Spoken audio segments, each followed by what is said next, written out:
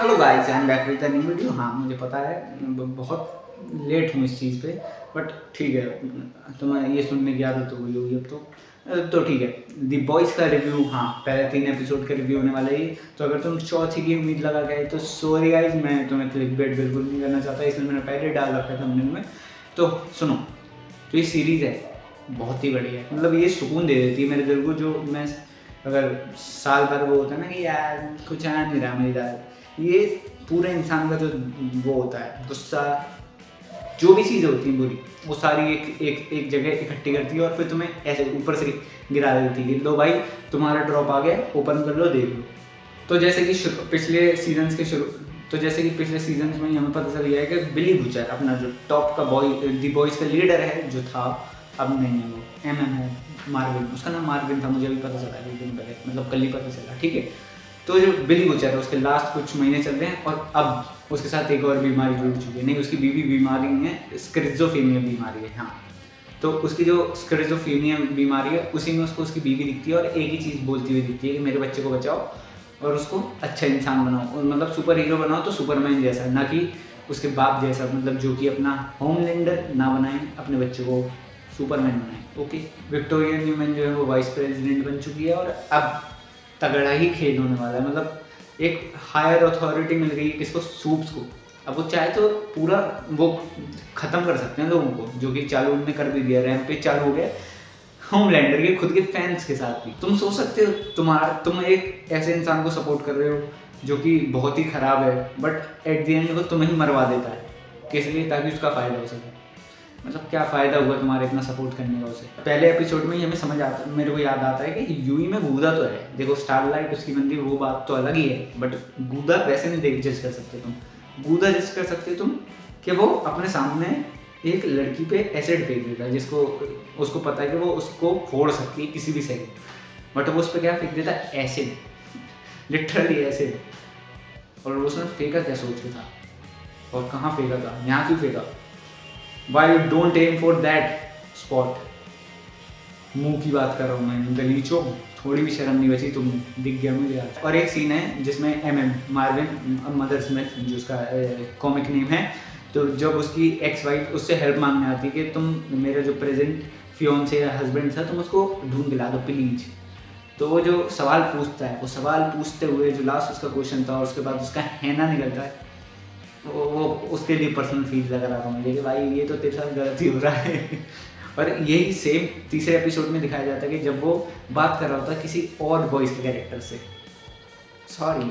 और दी 7 में अब सब डरते हैं, मतलब पहले भी दबदबा था, बट अब तो कोई उसके खिलाफ बोलना नहीं चाहता 1% भी, क्योंकि होमलैंडर किसी को भी मार सकता है। उसका रूथलेसपन देख चुके हैं लोग, क्योंकि अब वो ज़मीन पे, मतलब इन रियल पब्लिक जगहों पे भी लोगों को मार देता है भाई, ऐसे लेज़र ऐसे निकालते, टीम मार दिया, मेरे बेटे को उल्टा बोल रहा था, बस इतना था।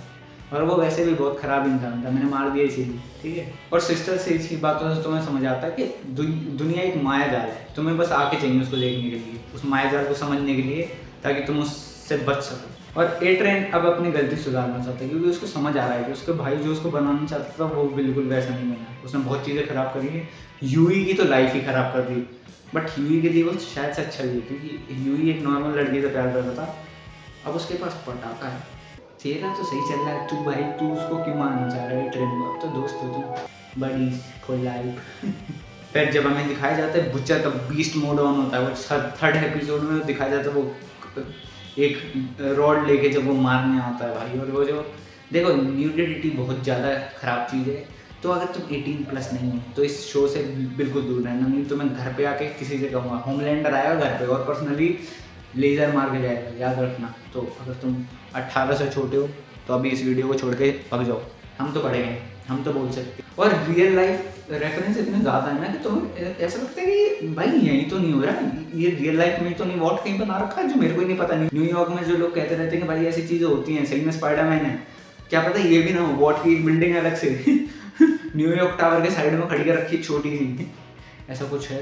प्लीज़ गाइज मुझे बता दो, ताकि मैं होमलैंडर से बचने की तरकीबें अभी निकाल सकूँ। बचना मेरे को वैसे ही नहीं है, बट तब भी 1% जो बंदे हैं बचा जिनका बचा जाना ज़रूरी है, नहीं तो मैं दी बॉयज़ की टीम में चला जाऊँगा, कुछ ना कुछ कर लूँगा यार।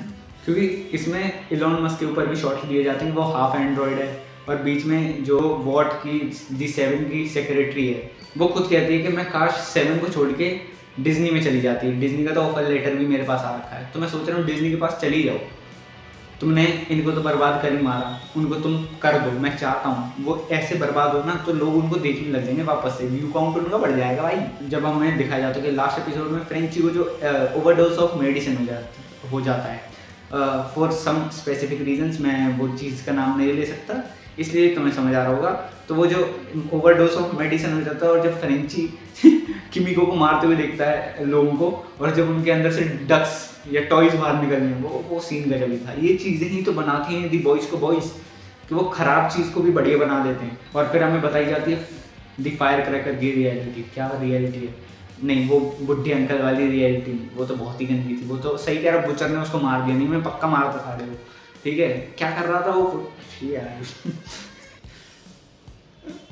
बोलिए, मैं भूल चुका हूँ प्लीज़। ठीक है, बुचर ने बहुत सही किया। ठीक है, तो फायर क्रैकर की रियलिटी दिखाई जाती है कि वो उसके साथ बुरा हुआ था।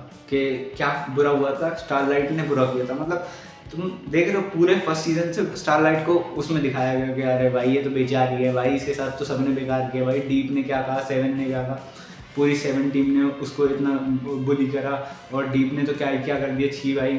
बट वो भी समझदार नहीं थी, हरामजादी थी। ऐसा दिखाया गया थर्ड सीजन में, हमें थर्ड एपिसोड में, कि उसने फायर क्रैकर के साथ वही हरामीपना करा जो उसके साथ 7 ने किया था, दी 7 तो होमलैंडर सर को बाय और बुचर भाई को हाय कह के मैं चलता हूँ इस वीडियो के साथ। यहीं तक था मेरा साथ आप सबके साथ, फिर मैं मिलूँगा अगले एपिसोड के रिव्यू के साथ। तब तक के लिए स्वस्थ रहना, मस्त रहना, बुरी नजर से दुरुस्त रहना, और आते रहना मेरी वीडियो में बार बार, ताकि तुम्हें बता सकूँ दी बॉयज़ है क्या।